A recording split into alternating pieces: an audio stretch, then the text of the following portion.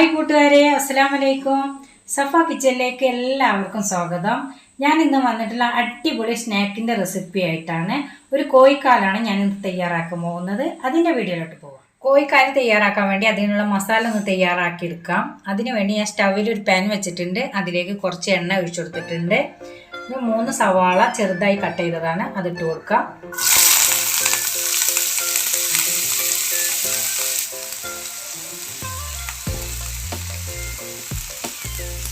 ഇതിലേക്ക് ശകലം ഉപ്പ് ചേർത്ത് കൊടുക്കാം. സവാള ഒന്ന് വാടി വരട്ടെ. സവാള ഇവിടെ ഏകദേശം വാടി വന്നിട്ടുണ്ട്. ഇതിലേക്ക് ചെറിയ കഷ്ണം ഇഞ്ചി പേസ്റ്റാണ് ചേർത്ത് കൊടുക്കുന്നത്. 2 കഷ്ണം വെളുത്തുള്ളി ചതച്ചത്, ഒരു പച്ചമുളക്, കുറച്ച് കറിവേപ്പിൻ്റെ ഇല. നന്നായിട്ടൊന്ന് മിക്സ് ചെയ്യാം.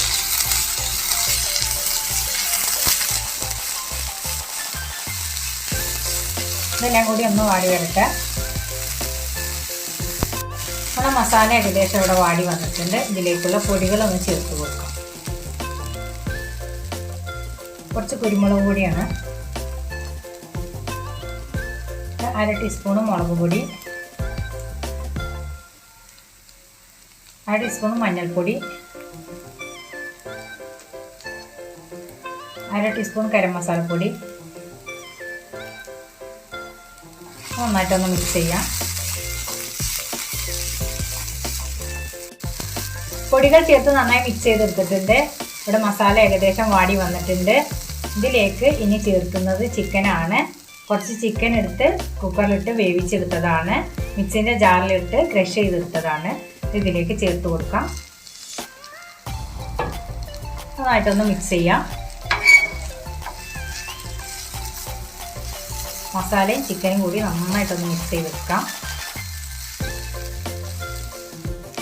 ചിക്കൻ ചേർത്ത് നന്നായിട്ട് മസാല ഒന്ന് മിക്സ് ചെയ്തെടുത്തിട്ടുണ്ട്. നമ്മുടെ ചിക്കനും മസാലയും നന്നായി സെറ്റായി വന്നിട്ടുണ്ട്.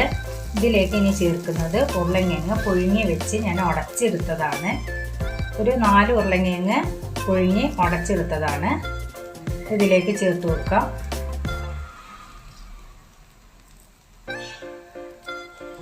നന്നായിട്ടൊന്ന് മിക്സ് ചെയ്യാം.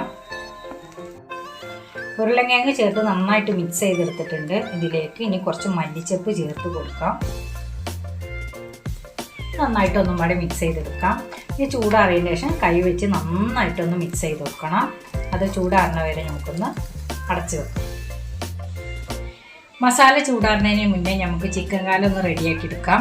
അതിന് വേണ്ടി ഞാനിവിടെ 2 ഉരുളക്കിഴങ്ങാണ് എടുത്തിട്ടുള്ളത്. ഇതൊന്ന് കട്ട് ചെയ്തെടുക്കാം. കോഴിക്കാലിന് വേണ്ടിയിട്ടുള്ള ഉരുളക്കിഴങ്ങ് ഞാനിവിടെ കട്ട് ചെയ്തെടുത്തിട്ടുണ്ട്. ഇതേ രൂപത്തിലാണ് ഞാൻ കട്ട് ചെയ്തെടുത്തിട്ടുള്ളത്. ഇത് നമുക്കിവിടെ മാറ്റി വെക്കാം. നേരത്തെ മസാല ചൂടാറാൻ വെച്ചിട്ടുണ്ടായിരുന്നു, അത് ഞാൻ പ്ലേറ്റിലേക്ക് മാറ്റിയിട്ടുണ്ട്. ഇത് നന്നായിട്ടൊന്ന് കൈവച്ച് മിക്സ് ചെയ്തെടുക്കാം. നന്നായി ചൂടാറിയിട്ടുണ്ട്. അതിന് കോഴിക്കാല് നമുക്ക് റെഡിയാക്കി എടുക്കാം. അപ്പോൾ അതിന് വേണ്ടിയിട്ടുള്ള മസാല കുറച്ച് എടുക്കാം. കയ്യിൽ ചെറിയ ചെറിയ ബൗളാക്കുക. എന്നിട്ട് ഇതിലേക്ക് ഉരുളക്കിഴങ്ങ് വെച്ച് കൊടുക്കാം. നന്നായിട്ട് ഇതുപോലെ ഉരുട്ടിയെടുക്കാം. ഇവിടെ ഒരു കാല് ഇവിടെ റെഡി ആയിട്ടുണ്ട്. ഇതുപോലെ ബാക്കിയുള്ളതൊന്ന് ചെയ്തെടുക്കാം.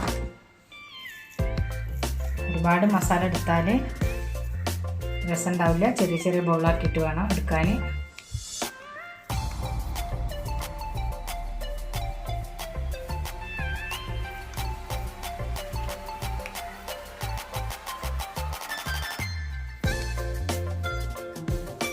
ഇതുപോലെ ബാക്കിയുള്ളതൊന്ന് ചെയ്തെടുക്കാം. നമ്മുടെ കോഴിക്കാലെല്ലാം ഞാനിവിടെ സെറ്റ് ചെയ്തെടുത്തിട്ടുണ്ട്. ഇതൊന്ന് ഫ്രൈ ചെയ്തെടുക്കാം. അതിന് വേണ്ടി ഞാനിവിടെ കുറച്ച് ബ്രെഡ് ക്രംസ് എടുത്ത് വെച്ചിട്ടുണ്ട്. കുറച്ച് മൈദ എടുത്തിട്ടുണ്ട്.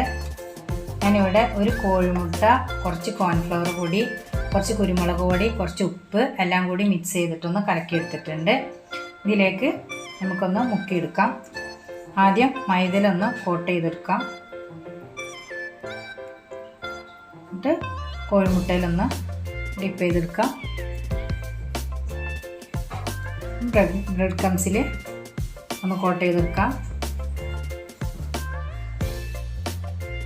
ഇവിടെ സ്റ്റവിൽ ഒരു ചട്ടി വെച്ചിട്ടുണ്ട്. അതിലേക്ക് എണ്ണ ഒഴിച്ച് കൊടുത്തിട്ടുണ്ട്. എണ്ണ നന്നായി ചൂടായിരിക്കണേ. ഇതിലേക്ക് നമ്മളെ കോഴിക്കാൽ ഇട്ട് കൊടുക്കാം. ഫ്രൈ ചെയ്തെടുക്കാം. ഇതുപോലെ ബാക്കിയുള്ളതൊന്ന് ചെയ്തെടുക്കാം.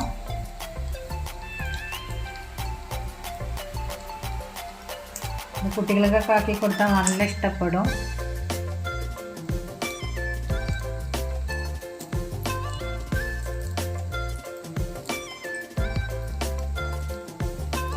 ഇതുപോലെ ബാക്കിയുള്ളതൊന്ന് ചെയ്തെടുക്കാം. ഒരു സൈഡ് ആയതൊന്ന് തിരിച്ചിട്ട് കൊടുക്കാം. ഇവിടെ ഞാൻ 4 ഇട്ട് കൊടുത്തിട്ടുള്ളൂ. ബ്രെഡ് ക്രംസ് മുക്കണ കാരണം പെട്ടെന്ന് കരിഞ്ഞു പോകും. തീ കൂട്ടി വെക്കാൻ പറ്റില്ല. ഓരോന്ന് ഇങ്ങനെ തിരിച്ചിട്ട് കൊടുക്കാം.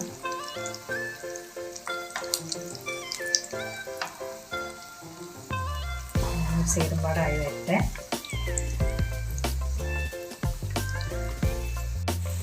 ഇതിവിടെ ഫ്രൈ ആയി വന്നിട്ടുണ്ട്. ഇതുപോലെ ബാക്കിയുള്ളതൊന്ന് ഫ്രൈ ചെയ്തെടുക്കാം.